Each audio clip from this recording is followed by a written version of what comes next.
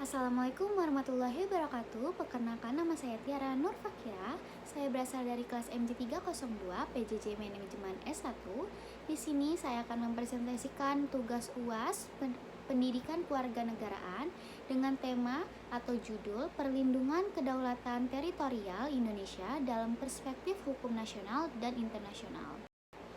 Latar belakang dan fokus dan identifikasi masalah. Yang pertama, latar belakang. Kedaulatan teritorial merupakan elemen fundamental dalam menjaga eksistensi suatu negara. Indonesia sebagai negara kepulauan dengan wilayah yang sangat luas dan menghadapi tantangan kompleks dalam menjaga keutuhan wilayah darat, laut, dan udara. Perkembangan dinamika geopolitik, ancaman lintas negara, serta kemajuan teknologi menuntut adanya strategi perlindungan wilayah yang efektif dan berkelanjutan. Yang kedua, ada fokus atau identifikasi masalah, yaitu permasalahan utama dalam penelitian ini meliputi yang pertama, tingginya potensi pelanggaran wilayah. Dua, keterbatasan sistem pengawasan wilayah luas. Yang ketiga, ancaman tradisional dan non-tradisional. Yang keempat, efektivitas kebijakan pertahanan negara. Di sini ada 6 data empiris. Yang pertama, ada luas wilayah NKRI. Data empirisnya kurang lebih 8,3 juta kilometer persegi. Keterkaitan dengan pembahasan yaitu darat, laut, dan udara. Yang kedua, ada panjang garis pantai, kurang lebih 108.000 kilometer. Keterkaitan dengan pembahasan salah satu terpanjang di dunia. Yang ketiga, ada kasus pelanggaran wilayah laut. Data empirisnya puluhan kasus per tahun. Keterkaitan dengan pembahasan illegal fishing dan pelayaran ilegal. Yang keempat, ada wilayah rawan kedaulatan. Data empirisnya ada Natuna, Papua, Kalimantan. Dan keterkaitan dengan pembahasan yaitu strategis dan rentan konflik. Yang kelima, ada jenis ancaman. Data empirisnya militer dan non-militer. Keterkaitan dengan pembahasan yaitu ancaman multidimensional. Yang terakhir, ada jumlah negara perbatasan. Data empirisnya ada sekitar 10 negara. Dan keterkaitan dengan pembahasan adalah darat dan laut. Pendekatan penelitian atau studi kasus. Penelitian ini menggunakan pendekatan studi kasus, yaitu metode yang berfokus pada analisis fenomena spesifik dalam konteks nyata. Pendekatan ini dipilih untuk memahami secara mendalam. Yang pertama, ada kondisi faktual ancaman kedaulatan. Yang kedua, ada strategi perlindungan wilayah.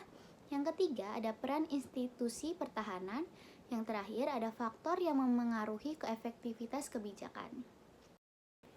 Di sini ada kajian teori atau teori pendukung. Penelitian ini didukung oleh beberapa landasan teori.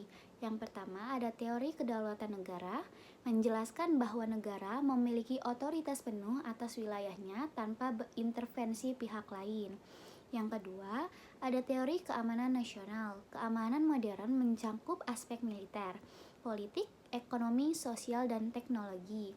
Yang ketiga, ada Sishan Kamrata, yaitu sistem pertahanan Indonesia yang melibatkan seluruh komponen bangsa. Yang terakhir, ada teori ancaman non-militer, yaitu ancaman tidak hanya berupa agresi fisik, tetapi juga ekonomi dan cyber. Hasil penelitian. Hasil analisis menunjukkan bahwa Indonesia menghadapi ancaman kedaulatan yang bersifat multidimensional, yaitu ancaman yang paling dominan adalah pelanggaran wilayah laut, aktivitas ilegal sumber daya alam, yang ketiga ada ancaman siber dan informasi, yang terakhir ada tantangan pengawasan wilayah luas. Ya, berikutnya analisis permasalahan. Beberapa faktor penyebab permasalahan. Yang pertama ada luas wilayah sulit diawasi, yang kedua keterbatasan teknologi dan armada, yang ketiga ada kompleksitas dinamika geopolitik, dan terakhir ancaman lintas negara semakin variatif. Yang berikutnya ada peran pemerintah dan aparat negara. Upaya yang telah dilakukan, yang pertama ada penguatan pertahanan maritim, modernisasi alat utama sistem persenjataan, yang ketiga diplomasi internasional, yang terakhir ada penegakan hukum wilayah perbatasan. Perlindungan kedaulatan tidak dapat hanya mengandalkan kekuatan militer. Diperlukan juga pendekatan komprehensif. Yang pertama ada pertahanan dan keamanan, yang kedua hukum dan regulasi, yang ketiga ada teknologi dan pengawasan digital, yang terakhir ada partisipasi masyarakat atau bela negara. Rekomendasinya ada yang pertama peningkatan teknologi pengawasan wilayah, yang kedua ada penguatan kapasitas pertahanan, yang ketiga optimalisasi kerjasama internasional, yang terakhir penguatan kesadaran bela negara masyarakat. Terima kasih atas perhatian dan waktunya. Mohon maaf bila ada salah kata yang saya ucapkan. Terima kasih.